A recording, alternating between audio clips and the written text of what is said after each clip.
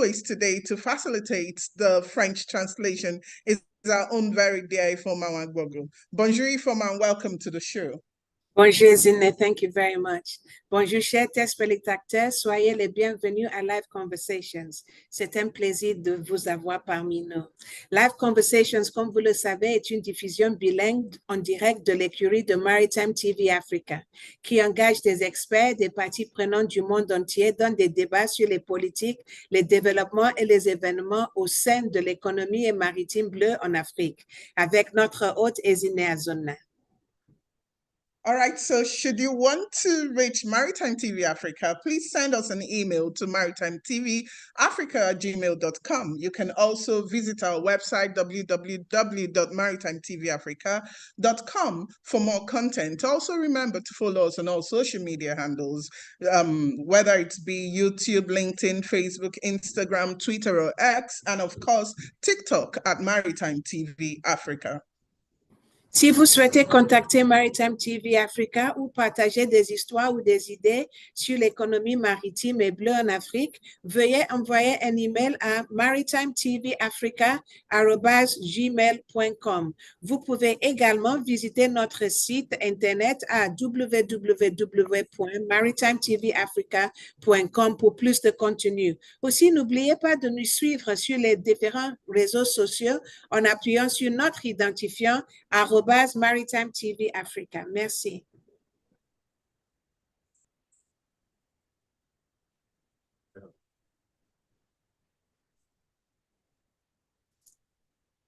So at this point, we'd like to appreciate our guests for their feedback and their good comments, and would request.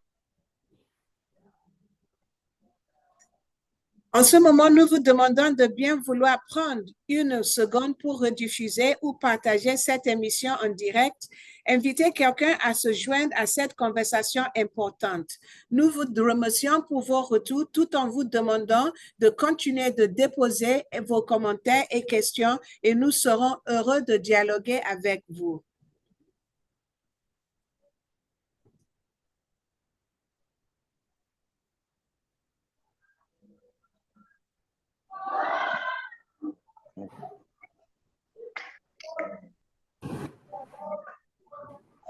Okay, so apologies, that was a technical glitch. So at this point, we would like to appreciate our guests for their constant feedback and request that you take a second to kindly repost or share this live broadcast to invite someone to join this very important conversation, and also drop your comments and questions. I will be glad to engage you. Merci de nous donner vos retours et nous serons bien contents de dialoguer avec vous. All right.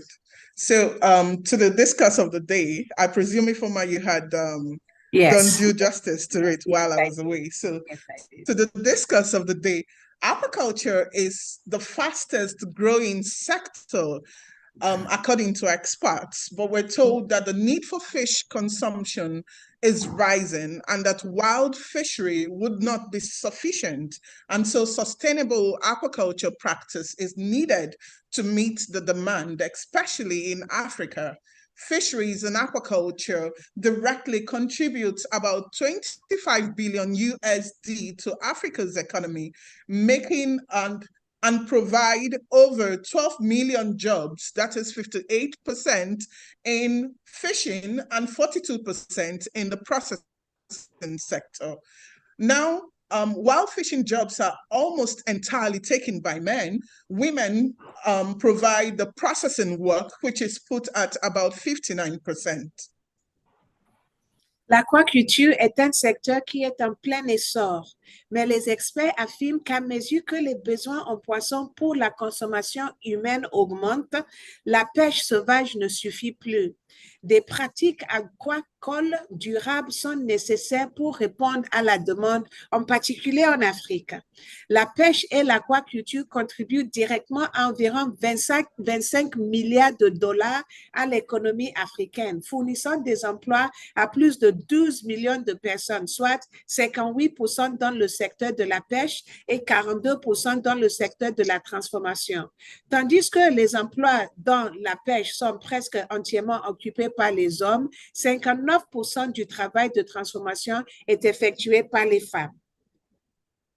All right, so leveraging on aquaculture, our guest today is on a mission to immensely contribute to food security in Nigeria and then to Africa through youth development and aquaculture. Mr.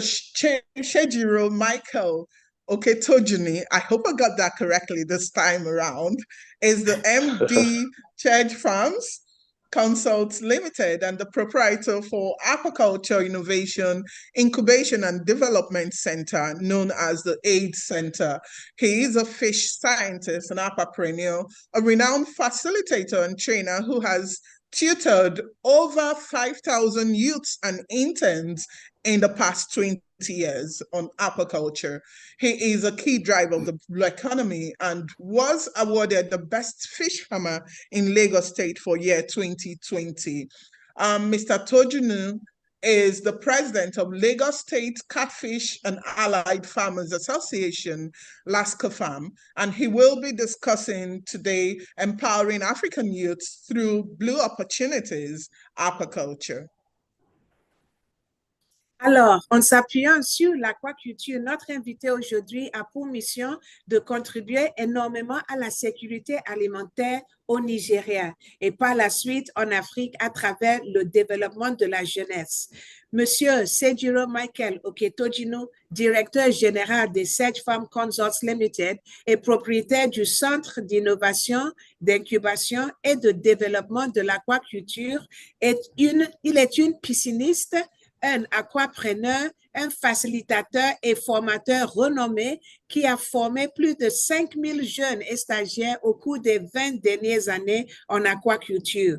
Il est l'un des principaux poumons de l'économie bleue et il a été nommé meilleur pisciculteur de l'État de Lagos en l'année 2020. Monsieur Oke-Tojinu est le président de Lagos State Catfish and Allied Farmers Association, LASCAFAN. Et le sujet dont il parlera aujourd'hui, c'est autonomiser les jeunes Africains grâce à l'aquaculture et à la pêche. All right, so welcome to Live Conversations. Should I call you chair or should I call you proprietor?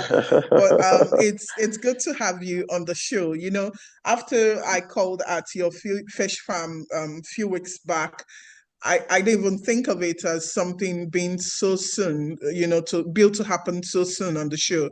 But when we began to see the statistics and what World Bank is saying with regards to fisheries, we've deemed it very important to have an expert like you on the show. So thank you for joining us at the very short notice. Oh, it's a pleasure having me. Thank you. Soyez la bienvenue, monsieur. C'est un plaisir de vous avoir parmi nous. Lorsque j'ai fait la visite vers vous, je ne savais pas que vous seriez invité de sitôt, mais en voyant toutes les statistiques, on a jugé très important de vous avoir ici pour parler de ce que nous avons vu là-bas. Donc, merci d'avoir répondu à notre appel. Soyez la bienvenue. Merci beaucoup. Yes, thank you very much. So, given your over 2 decades of work in fisheries and in aquaculture, how is aquaculture in Nigeria faring? You know, you can extend to other African countries too. How are we faring in Africa when we think aquaculture? Alors, compte tenu de votre expérience de plus de 2 décennies de travail dans la pêche et l'aquaculture, comment se porte l'aquaculture au Nigeria et dans d'autres pays africains? Yeah, it's a very good question, but unfortunately, we are not where we should be when we talk about aquaculture in Nigeria, because we have all it takes in terms of natural resources and so far, I can say the aquaculture potentials in Nigeria is yet untapped. Not even fully now, but it's yet untapped because there's so many latent potentials, latent opportunities within the aquaculture space.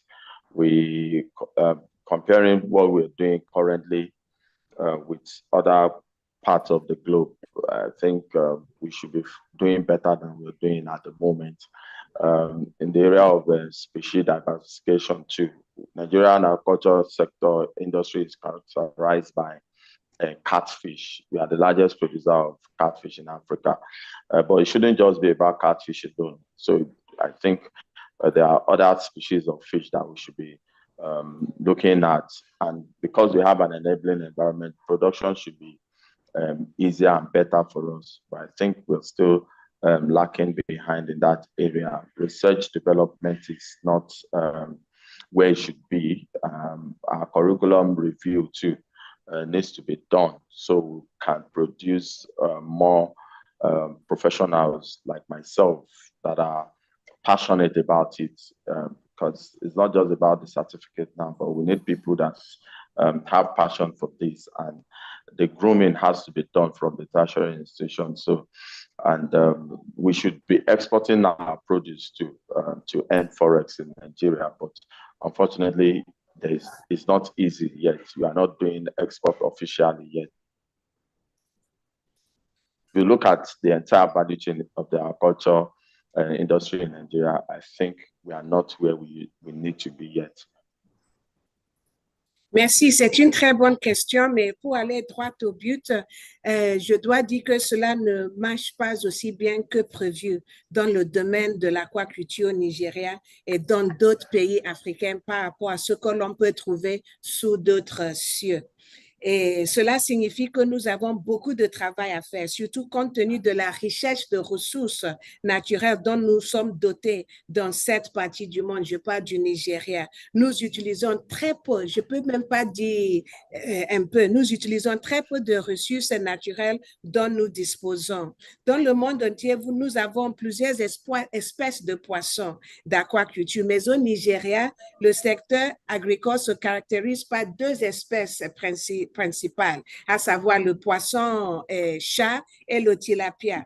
Nous sommes le plus grand producteur de poissons, mais ça ne devrait pas s'arrêter jusque-là. Nous avons donc besoin de cultiver d'autres espèces et de la rendre plus forte qu'elle ne l'est actuellement. Et je parle de la façon dont la formation est faite à l'université, aux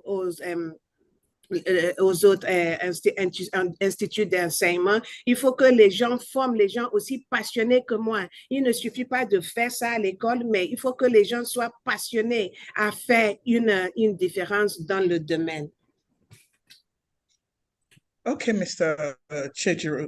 The World Bank says that the wild catch is going to decline. Fisheries would decline within Africa. And so aquaculture becomes the next go-to for filling the gap. Do you agree with this? Why should we think that fisheries would decline? You know, if you'd ask anybody, they would say it's the wild, and you know, what could restrict it from booming? So in spite of that, the gap that is set to be filled by aquaculture, do you think we have capacity to fill that gap in Africa, if all things are equal? OK. La Banque mondiale affirme que les captures sauvages dans les pêcheries africaines diminueront et que l'aquaculture deviendra donc de la plus haute importance pour combler le déficit. Êtes-vous d'accord? Parce que si on pense de la pêche sauvage, on se dit que les poissons n'en finiront jamais. Donc, est-ce que vous êtes d'accord avec ça? Et ayant dit ça, avons-nous la capacité et les compétences, surtout technologiques, aquacoles, de façon contemporaine, qui devraient nous aider à combler cette lacune, si lacune il y a? Yeah, we have all it takes. Like I said earlier on, for you to do fish aquaculture, you need water, and there are 3 water bodies that are popular that we know. Nobody does fish in snow, but you do fish in water. So Absolutely. we have fresh water, we have brackish water, and we have the seawater, that's the marine environment. And all of these have their own species. And all of these species, different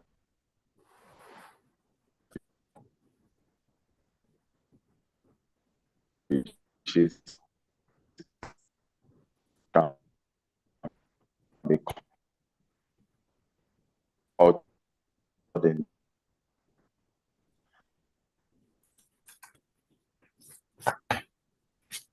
Oh là là, il est un peu bloqué, donc je vais répondre à ce qu'il a dit. Il dit oui, il pense que c'est vrai. Nous avons tout ce qu'il faut ici en Afrique parce que pour faire de la pêche, il faut de l'eau. Vous ne pouvez pas faire de la pêche dans la neige. Et ici en Afrique, nous avons tout ce qu'il faut. Nous avons les 3 types d'eau. Nous avons l'eau fraîche, l'eau saumâtre et l'eau marine, c'est-à-dire de la mer.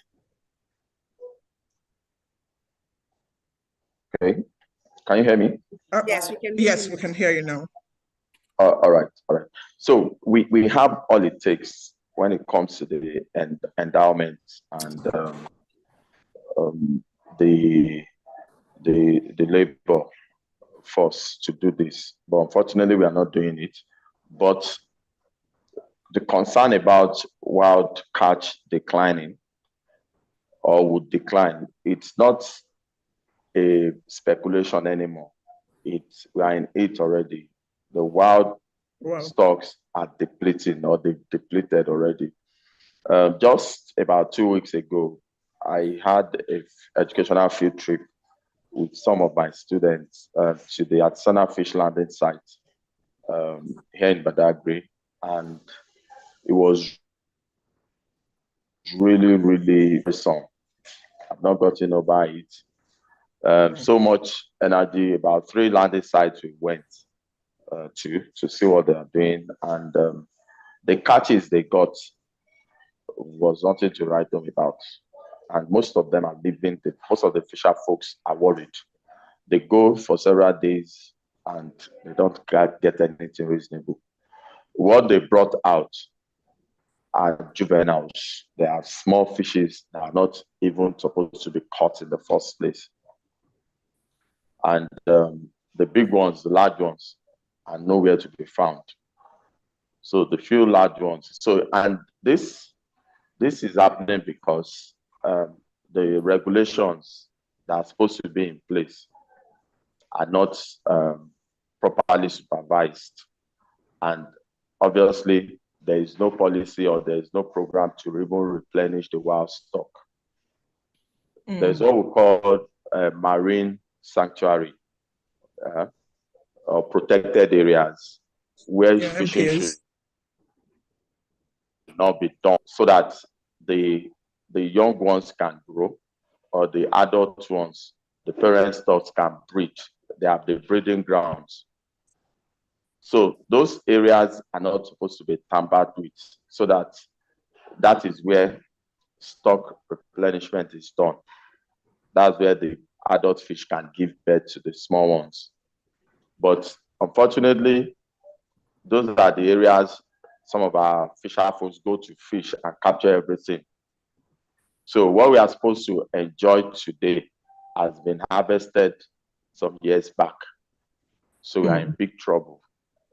Now, unfortunately also, because there's what we call the mesh size regulation, there's what we call juvenile overfishing. The small ones that are supposed to become adults too, unfortunately, are caught or trapped in nets that they are supposed to escape through. And now we don't even have the young ones growing to become adults. And we are beginning to have so many activities on our water bodies that are even chasing these fishes away. Fishes away. And we have some of the foreign vessels too that are more sophisticated than what we have, that are not put to check, coming to get virtually everything. They're on our waters fishing, you mean? On our waters, yes. and most of them are not even put to check also too. So it's like all of our water bodies, the ocean especially, are being emptied. Now there's a gap, there's a demand gap. That also can be bridged by aquaculture because we have all it takes to be about the biggest in aquaculture. But unfortunately, the needed attention is not being given to aquaculture as it should. Currently, we have our farmers shutting down their farms because of so many challenges, ranging from cost of production, inputs, and the rest. And I think we just need to, once we give the right attention to aquaculture as a nation, I think we can always bridge that demand gap. The gap. Yeah. So, but in all honesty, we have all it takes. We just need to pay attention to what is needful. Comme je l'ai dit, nous avons vraiment tout ce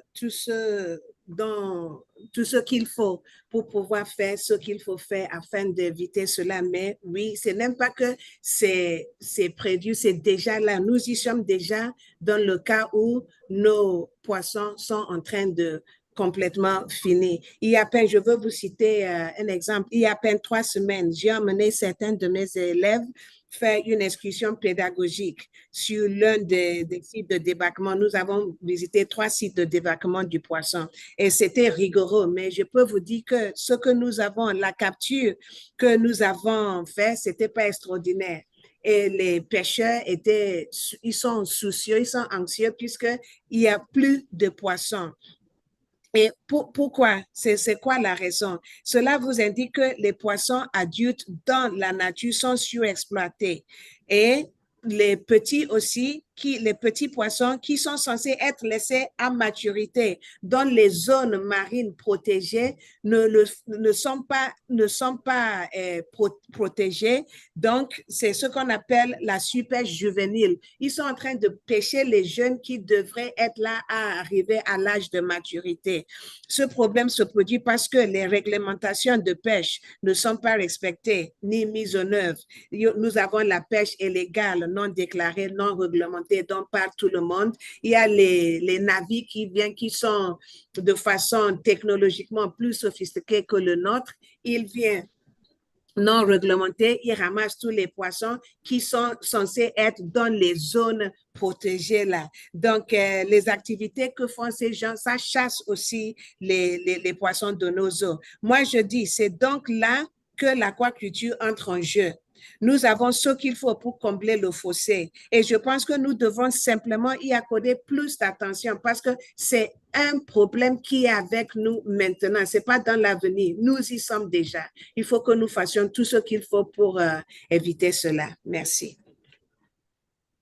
It's a sad picture you've painted because what it means is that both from the wild and from aquaculture, which is in-house, so to speak, we are losing. I would like to ask what, just to buttress the point you made, what contemporary aquaculture technologies and policy environment would be required to make the situation better? C'est vraiment triste la peinture que vous nous faites là, parce que ça veut dire que aussi bien sur le plan de la pêche sauvage et aquaculture, nous sommes en problème. Donc, en nous basant sur la réponse que vous venez de donner, avons-nous les capacités, les compétences et les technologies aquacoles contemporaines qui devraient nous aider à combler cette lacune? All right. It's not rocket science. We just need the right policy in place. We just need to encourage our farmers. We just need to guard against post-harvest losses. We just need to see how the government can help with waiver on some inputs, imported raw materials. which is one of the major things that would constitute the production cost, that makes up the production cost. If there are waivers on some of these raw materials, or if in fact some of these raw materials that are brought into the country there should be waiver, zero duty on them, then I think we should do more in the area of growing what we eat, beyond the livestock, the crops too. We have an enabling environment to grow all the crops that we need, that will serve as feed raw materials for our feed. In the area of technology, most technology require electricity, but in a situation where you have poor electricity, you are bound to fail. Technology will be so expensive to adopt. Like some other parts of the world, that one of the major technologies they adopt in aquaculture is the recirculatory aquaculture system. And all of this, they require 24 hours electricity to thrive. So with that recirculatory system, you need less space and you can do so much. But unfortunately, in Nigeria, we don't have the stable electricity that we require, especially in some of our rural areas. So if the government can help to have farm settlements or farm areas that the common good elements like electricity, like access road, are put in place for farmers to do their business in clusters, and all the basic needs are provided. In fact, cold chain facilities too, to avoid post-harvest losses. If you want to, in the area of logistics too, the right vehicles, the right haulage vehicles are in place to transport fish from one place to the other, whether live, whether frozen, whether processed, whether the small ones. I think all of these put together would make aquaculture easy. Then also, if you look at the area of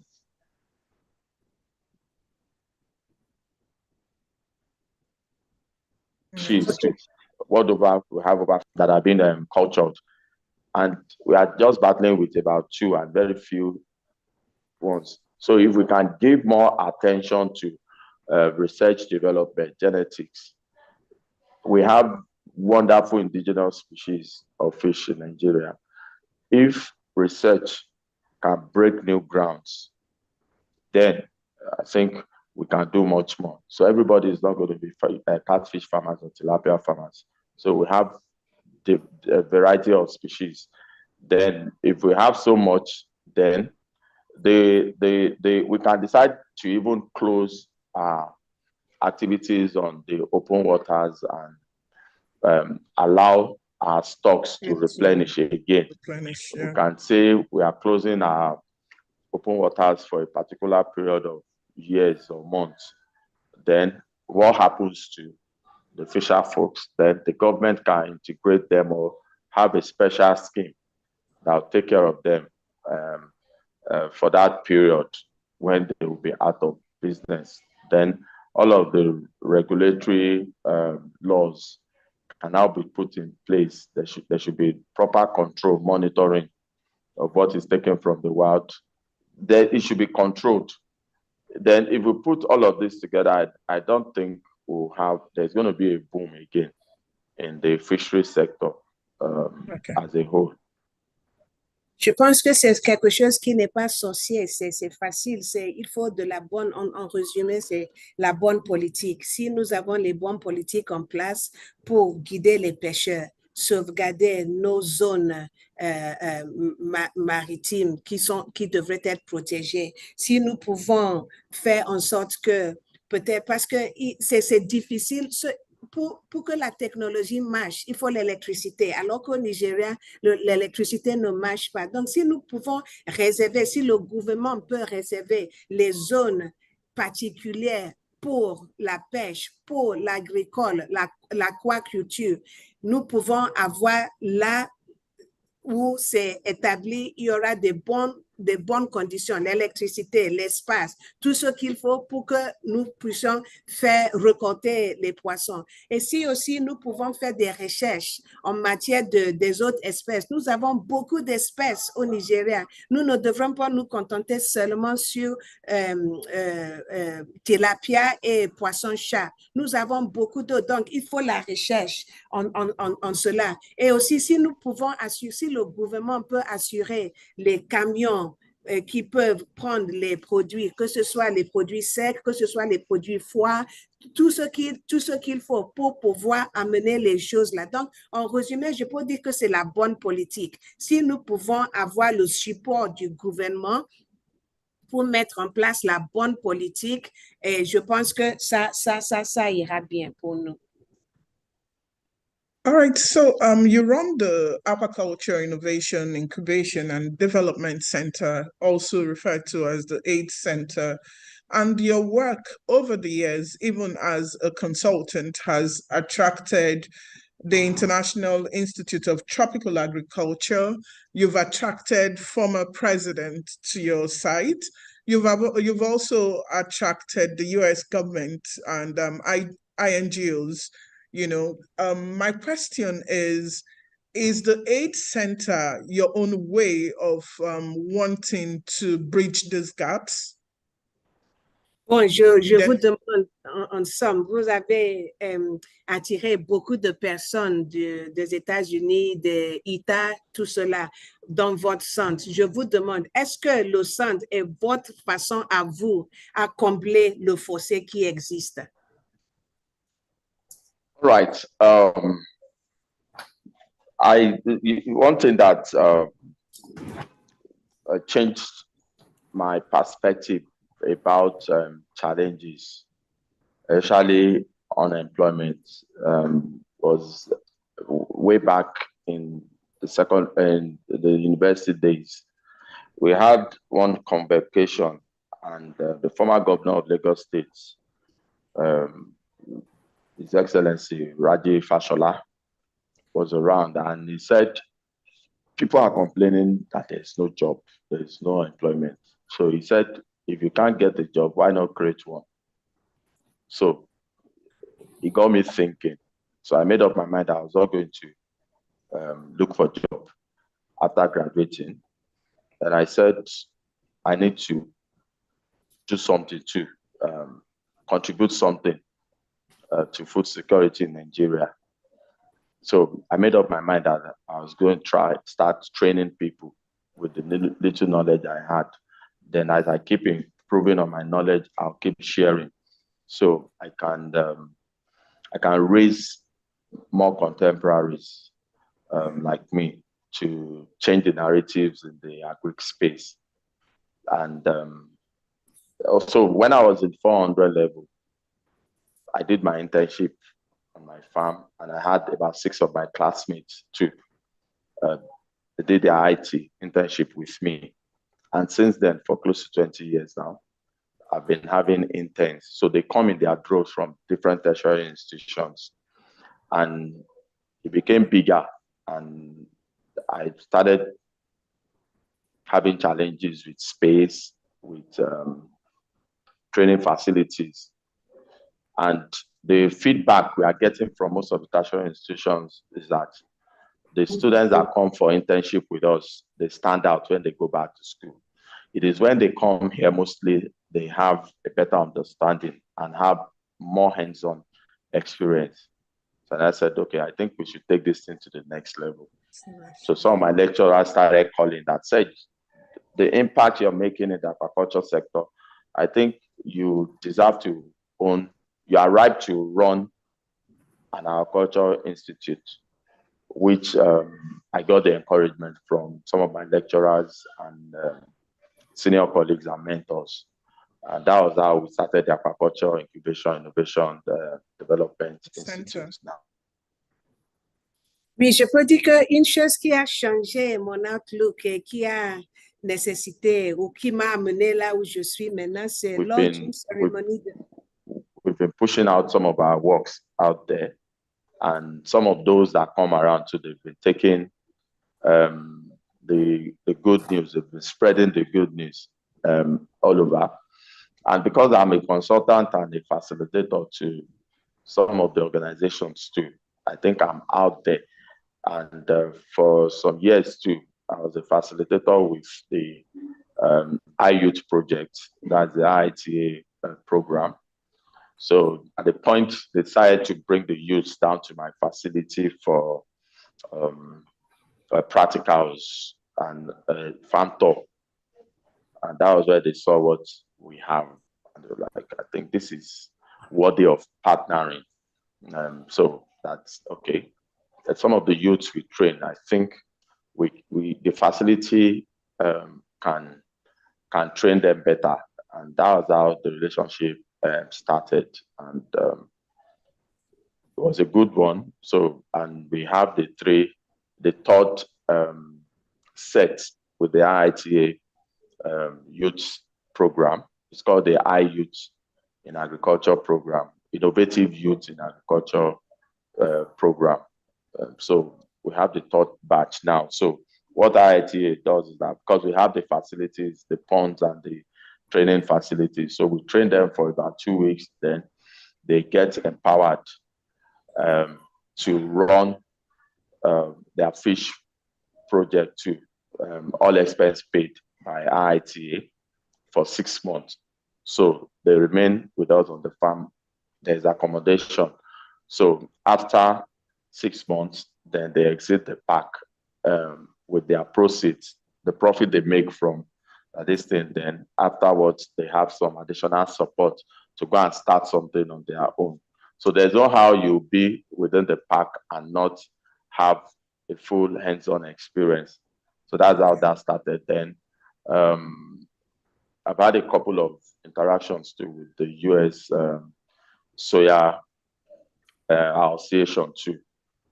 I was trained by them too, and I met some of them at some international programs, and that was how the relationship started too. So we just concluded a pilot scheme too for graduate interns. It's called the TPYP. That's training young professionals in aquaculture. We just concluded that, I think, just last week. So how did the former president of Liberia get to your farm? Now, interesting, you know. And were you expecting them actually? Comment le président est venu dans votre ferme? Est-ce que vous les attendez? Vous savez qu'ils venaient? Yeah, the former president of Liberia is one of the board members of the MasterCard Foundation, who are the founders of the IITA or YOUTHS program in Nigeria. And they need to come and see what's happening, where the funds have been going. And some of the funds, some of the project has come to me. So they need to come and see reality on ground and have interaction with the farmers, the young farmers, and the mentor too. That's me. And unexpectedly, that's what brought the world, I'll say the world, because the caliber of people that came, I wasn't expecting that so soon. So the world came, I think, like twice, the MasterCard all the way from Canada, and the entire team, and the full IITA team, the top management from IITA, everybody visited, and it's just a testament of how God has been blessing the little contribution, the little impact we are making in the agri space. I'll let Ifoma take the translation before I make my comments. Je pense que je vais commencer par la fin de ce qu'il a dit. Il dit que c'est un témoignage de comment le bon Dieu est en train de bénir le peu qu'il est en train de faire, mais c'est l'ironie parce qu'il fait beaucoup quand même. Et il a dit que le président du Libéria, elle est actionnaire. C'est pour cela qu'il fallait qu'elle vienne voir là où l'argent allait. Et ils avaient vu ça, ils étaient contents. Mais pour commencer, une chose qui a changé son outlook, mon outlook, lors d'une cérémonie de remise de diplôme, le gouverneur Fashola a dit, si vous n'avez pas d'emploi, il faut que vous le créez vous-même. Donc, j'ai pris ça comme un défi et je dis, je vais faire ma part pour assurer la sécurité alimentaire au Nigeria. C'est en cela que j'ai commencé et je me suis dit, au fur et à mesure que j'améliore, je vais partager ma connaissance avec les gens. Donc, j'ai commencé quand j'étais en 4e année de l'université. Je faisais ça et pour mon stage, j'ai fait ça à la ferme et les gens sont venus avec moi et ils ont vu ce que ça pouvait donner, mais nous n'avons pas assez d'espace. Donc, on m'encourageait qu'il fallait vraiment, compte tenu de ce que tu fais, il faut que tu devrais créer un institut. Donc, c'est les professeurs de l'université, les gens venaient et au fur et à mesure, les gens venaient et on me dit chaque fois, et les gens propageaient, comme disons, la bonne nouvelle. Et chaque fois, on me dit que les étudiants qui viennent de chez nous, ils sont remarquables. Et pour cela, les gens, au fur et à mesure, les gens entendaient parler de nous et c'est comme ça que ça grandissait. Et moi aussi, je suis visible. Comme je fais partie des associations et tout cela, je suis dans le domaine, les gens me voyaient, donc ça facilitait les rencontres et la formation des réseaux. Et ils m'ont vu et ils se sont dit certainement que je suis digne d'une collaboration. Nous sommes maintenant dans la 3e promotion des jeunes de l'État. Nous appelons ça Innovation Jeunesse. Ils sont là, ils sont formés pendant 2 semaines et après 2 semaines, ils sont autonomisés d'aller gérer leur propre programme durant 6 mois. Et après cela, ils sont maintenant libres ils prennent leurs bénéfices et c'est comme ça ils évoluent et ils sont autonomisés. Nous travaillons aussi avec les gens des États-Unis, les associations là-bas, les gens du Canada, un peu partout. C'est la propagation des bonnes nouvelles qui amène les gens vers moi et comme l'environnement est propice, la formation est vraiment digne, les gens continuent de venir. All right, you want to say something more? Okay. Mr. Sejiro, you would like to say more? Yeah, so on the Aquaculture Innovation Center, so that's what distincts us, because most of our interns are taken through both the theoretical experience because we are professionals too, so not just the practical experience. So we are able to balance both the classroom experience and the theoretical experience. And we brought and then you have a processing unit. You also have both sides. So you breed and you process. Yeah, we have the hatchery, we have the processing unit, we have the grow-out facilities that we even lease out to people because it's not everybody that have the muscles or the time to set up facilities.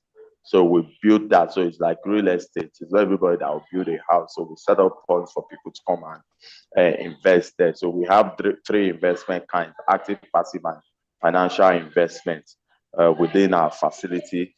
Then the training institute to meet with the knowledge gap, to bridge the knowledge gap in the sector. So we train farmers. We train management or managers for farms to run farms. So we train farm hands. Then we train farmers we do retraining for them. Now with the Aquaculture Incubation Center too, we have a faculty of experienced mentors within the aquaculture fisheries subsector, even beyond that in the IT world too, that come to take different courses within the facility. So that makes us stand out.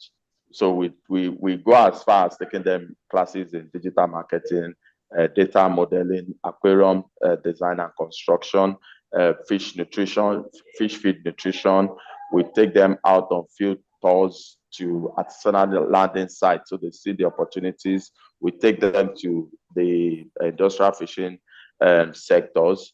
So everything. So we try to make sure that it's a one-stop place for aquaculture and fisheries development. And we have some extracurricular curricular activities too, because agriculture needs to be made attractive for the young people, so they can love it. So to us, the agriculture is sexy for the young people, because they do it with all pleasure, and all ends on deck.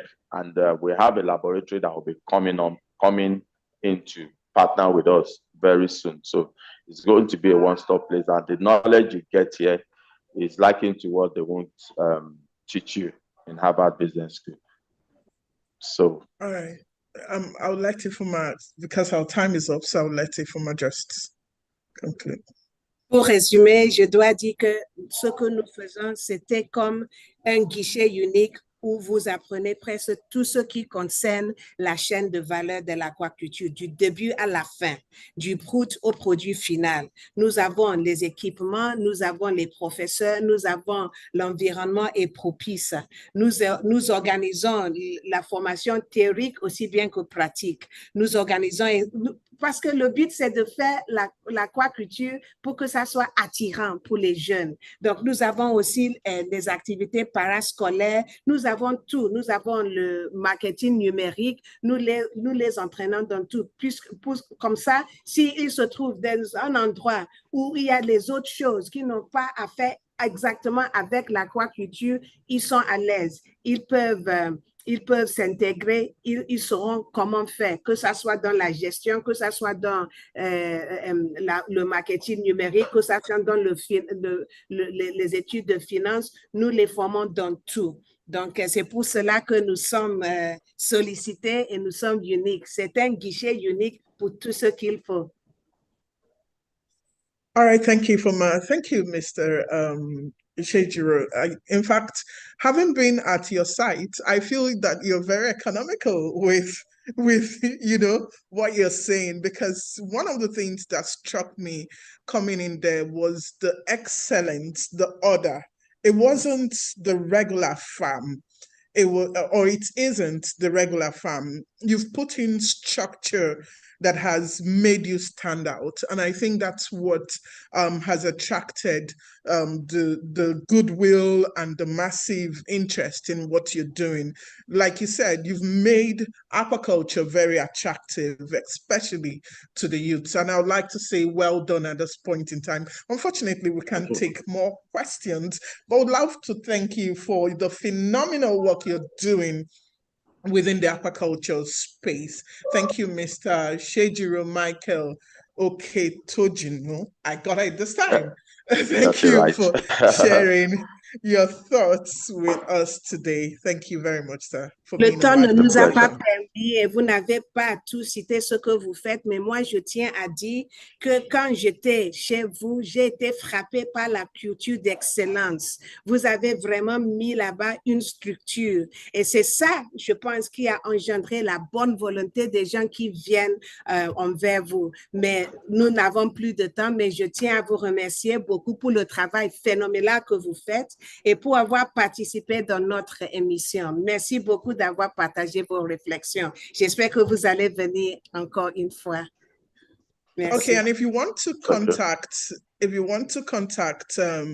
Mr. Sejiro, you should check Facebook Sej Farms Group. One word, SEJFARMS, then group, GROUP. Check them out, and I'm sure you'll find the details to reach out to him. So we also contacter, il faut que vous ayez à Facebook, sur Facebook, Sej Farms, CEGFARMS, un mot. Vous allez le voir et vous allez avoir plus d'informations. S is not there. The S is not there. Okay. On all the social media, and you just go to Sej Farm Group. Okay, Sej Farm Group. Sej Farm Group. CEGFARM Group. All right. All right. Thank you very much. We also appreciate Stack Marine Offshore for their continuous support, and you, our dear viewers, for hanging in through the conversation. We hope it was worth your time. Until we come your way again next Monday at 12 noon GMT +1, it's goodbye from all of us at Maritime TV Africa. I am Ezine Azunani Fomawagogo, facilitated the French translation. Nous remercions toujours Stack Marine pour leur soutien continu et vous, notre chers téléspectateurs, d'avoir suivi cet épisode jusqu'à ce moment. Nous espérons que ça a valu la peine. Jusqu'à lundi prochain à midi GMT +1, lorsque Live Conversations reviendra à votre compte. C'est au revoir de toute l'équipe de Maritime TV Africa. Au revoir. Thank you, and apologies for staying beyond time today. Nos excuses pour le temps que nous avons trop utilisé. Thank you. All right, bye. Bye. Bye, everyone. Bye.